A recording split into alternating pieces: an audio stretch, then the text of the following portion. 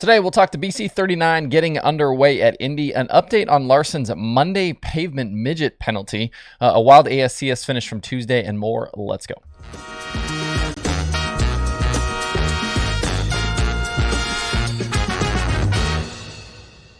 It's Wednesday, August 3rd. I'm Justin Fiedler. This is Dirt Tracker Daily. The BC39 on the dirt track at the Indianapolis Motor Speedway gets underway tonight for the USAC National Midgets. Looks like we're just shy of 90 cars for the two-night show, and this is very much a clash of motorsport superstars from all sorts of backgrounds. Of course, we'll have all the dirt stars incoming. That includes the USAC full-timers, Buddy Kofoid, Justin Grant, all the guys you would expect to normally see in USAC midgets. We'll also see Tyler Courtney, Ryan Timms, Michael Pickens from Down Under, Chris Windham, Donnie Schatz back in a midget, Brady Bacon, CJ Leary, and plenty more guys there as well.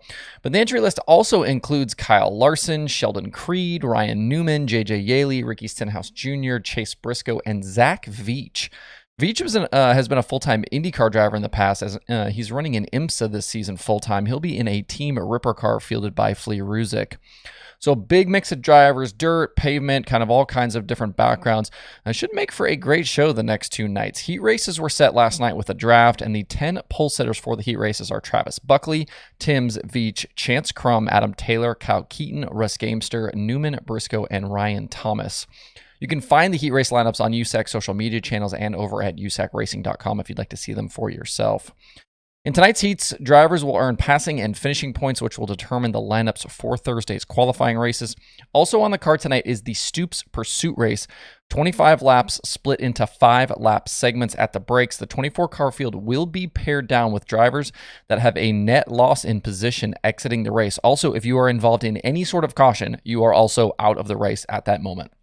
The pursuit race winner will get $1,500 plus $100 for every position gained. Larson is the defending pursuit race winner, and this is one you do not want to miss tonight. The need to go forward and very quickly makes for some frantic action, and this race last year was pretty wild. I went back this morning and watched the highlights of both the pursuit race and the BC39 from 2021. Larson ended up winning the BC39 last year, as we know, but the end, remember, got super wild. We had Meserol, Larson, Grant, Brady Bacon. The gloves were just completely off, massive sliders, just everything you'd want from a big midget show with all the big names involved. Cars will be on track tonight at 6 p.m. for hot laps with opening ceremonies at 7. If you aren't headed to the track, you can watch it all live on Flow Racing. If you need a Flow subscription, click the link below in the video description or the links over at dirttracker.com. It's a win-win. You get a Flow subscription and Dirt Tracker gets a little cash at no extra cost to you. And I've had some people ask about the Kyle Larson situation at IRP from Monday. I wouldn't normally talk about a race like this because it's a pavement race, and obviously this is a dirt racing show. But because I've had some questions, some people asking me about it, here's a quick update. They did a paved midget special event at IRP on Monday night following the Indy NASCAR weekend. Kyle Larson ended up getting the win. He led 28 of the 30 laps and topped Kyle O'Gara and Nick Hamilton. Larson was driving a car fielded by Jerome Rodella. In post-race tech, however, Larson's ride was found to be 5/16 of an inch too wide, according to the release. Larson was allowed to keep the victory, but second finishing O'Gara was given the winner's share of the purse money. This was a USAC special event and not part of the normal USAC Midget Points Championship. Also, just this morning, TJ Slideways tweeted that apparently because it was a special event at IRP, the track handled the officiating and not USAC.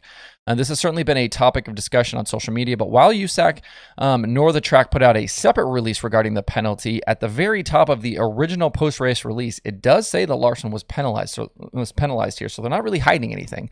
And if you want to find that, see that release for yourself, you can do that over at USAC Racing as well. So there's your update about the Larson midget penalty from IRP. The ASCS National Tour had their final tune-up last night at Lakeside Speedway before they head to Knoxville on Thursday to start the 360 Nationals. After a tough start to 2022 with 3 finishes outside the top 20, Matt Covington has been trying to battle back into the championship fight. And last night it looked like he was on his way to back-to-back wins. He dominated the show from the second starting position and was completely gone at times through the 25-lapper. Late in the going, Blake Hahn was able to run him down, and then on final lap, Covington got a little sideways on the exit of 2, which allowed the 52 to close down the backstretch. And then the two were side by side through the final 2 corners. Hahn had a little better drive up off the bottom and was able to steal the win from the 95 car right at the line. was actually Han's first ASCS National Tour win of the season. I didn't realize that when I went back and looked, and was actually kind of surprised. Covington had to settle for second with Brandon Anderson also on the podium.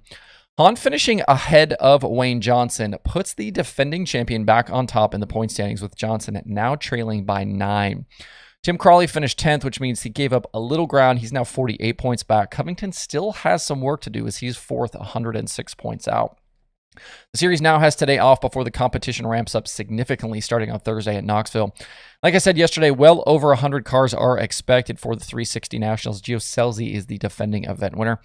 I know things are a little confusing on the streaming side. You know, we've seen the All-Stars recently at Knoxville on Flow. The ASCS stuff is normally on Flow, but this weekend, the 360 Nationals will be streamed live all weekend over on Dirt Vision. And remember, if you have the yearly Dirt Vision Fast Pass, the 360 Nationals are included, but not if you have the monthly pass. If you have a monthly pass, you will have to buy this separate.